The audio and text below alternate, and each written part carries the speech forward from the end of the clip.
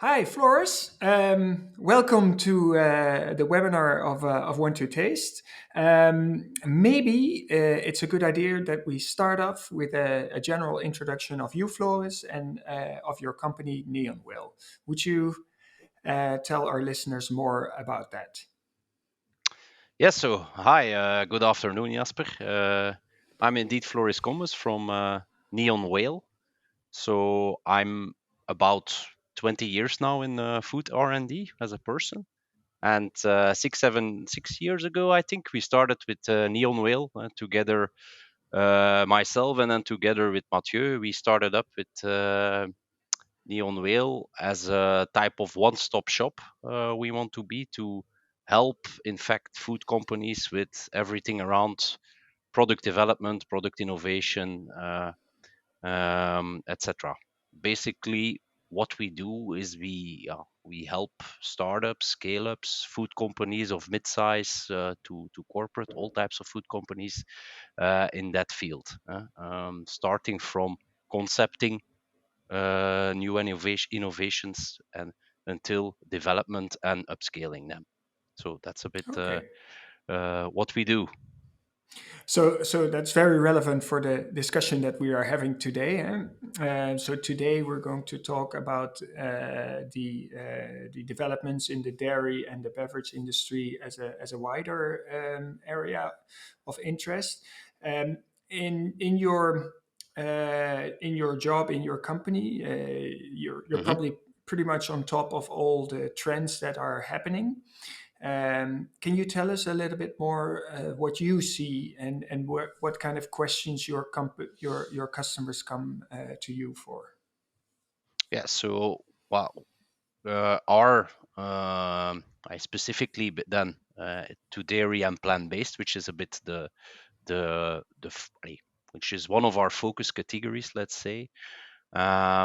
We see in on the dairy side, we see more and more the trend again of affordable nutrition, where you see that basically milk and milk products as such have naturally a good nutritional value. They have good proteins with a high nutritional quality, and the cost is still quite low for dairy products. Although also that has been changing a bit with the rising increasing prices, but still if you compare to certain plant-based products, that is still very much affordable. So there is again a bit of a rise there, and we see it mostly in the whites, the white products, let's say the white milks, but also like typical fermented products like kefir, yogurts, etc. And you see, it's maybe a bit of a dull trend because it's a bit back to the basics, but you see there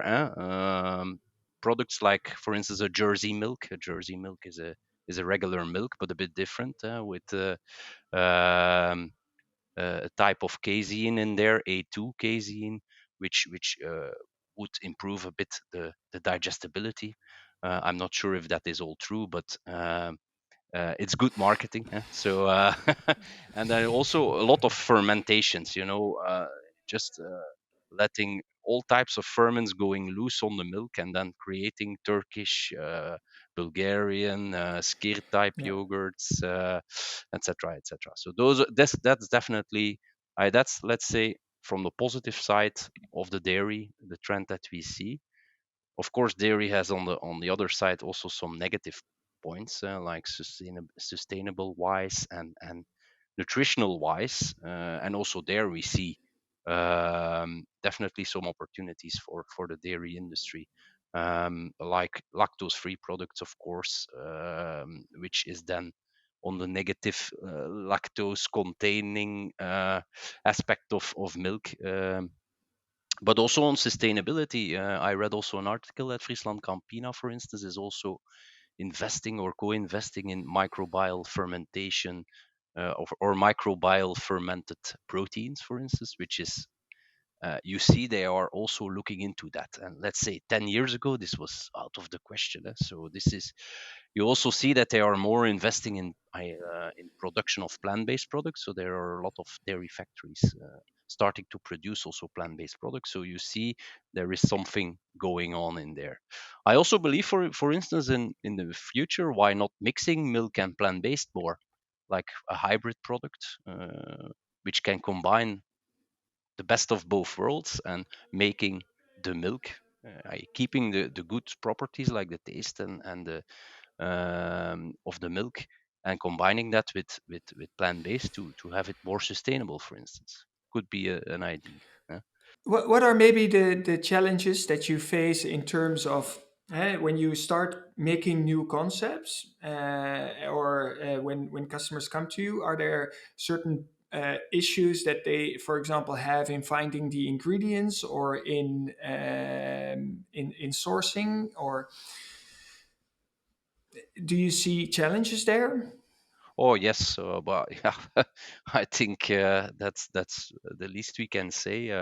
We are really a bit in a perfect storm. Although I had that feeling more last year and the year before already. I was doing also projects for a big plant-based producer, um, and a lot of challenges there in yeah, getting those specialty ingredients basically. Yeah. So yeah, things like inulin. I think that was a big problem in the crop 2021, 2022. That is now resolved a bit. Yeah. Specialty proteins like formulas containing certain pea proteins that are very specific, and then at one point that pea protein is no longer available and you need to find another one, and it's a lot of testing. It's a lot of product development work going in there. So I think also when you do new projects, and we also integrated these difficulties a bit in our way of working, is having attention points on when making formulas, to already think a bit about, if we know ingredients are a bit tricky, certain types of ingredients, that we already try to have alternatives maybe in the back of our heads, or for our customers that we say, yeah, even yeah what we even yeah, for some type of ingredients is just a big mess, everything red fruits, I block everything with red fruits inside. That's now a bit out of, it's a bit less dairy and plant based, but raspberries and all types of red berries and blackberries, it's really eh, you have prices times five. It's you cannot do anything with that. So that's really something. Yeah, it blocks a bit the front end of those innovations. That's definitely the case. Yeah, I think it's yeah, more and more the job of product development and R&D also to take these contingencies into the back of our heads. Yeah. So as a company, you're saying you need to actually develop five different variants of one product for different scenarios, almost. Hmm. Sometimes, yeah, you could say so. I think there are some you can also there are some strategies you can adopt. I think getting know-how in of ingredients, a broad know-how is crucial. Having a good network with ingredient suppliers, like yourself, is crucial too. But also thinking about, for instance, a vertical integration of certain processes. If you buy certain specialized ingredients, why not thinking about going more upstream and buying uh, a less processed type of ingredient and trying to solve it yourself via processing yourself. In the plant-based world, for instance, it's now more and more. Most of the oat drinks, for instance, are made with syrups, and now you see more and more plant-based producers try to insource the oat, the pure oat, and do the enzymatic breakdown themselves to produce oat milk. So this is I think it's good also in that sense, because you have more chance to run out of oat syrup, let's say, than to run out of oat. So that's always that's also a good strategy. So, but yeah, it's something taking contingency into your operations is very important. Yep. Okay. So if I may summarize a little bit, so you see there's a trend into the more healthy corner, but at the Hmm. same time there's also a underlying um, issue, which is the sourcing of sustainable or the sourcing of ingredient due to climate change or to impact on the environment. Um, I think Yes. that's quite interesting, also worrying, of course. Uh, but I think Hmm. it's a good message to give to the world outside is that you need to look at your ingredients when you develop, and be prepared Hmm. for the issues that may occur, and that might mean, as you were saying, that you need to process more inside, or it might mean that you need to develop local suppliers or Yeah. different. Um, Yeah. what we experience in One to Taste is actually that people are looking for healthy ingredients, but are also, as you mentioned, very Hmm. cost conscious, um, more and more. But they also are in a struggle because we get these inquiries quite frequently. To spread the risk is they want a product coming from, say, India, and they want it from China.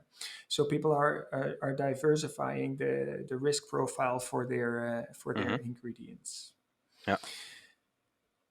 All right. Well, Floris, I think we came to an end already.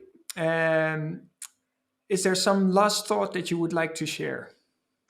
Um, yeah.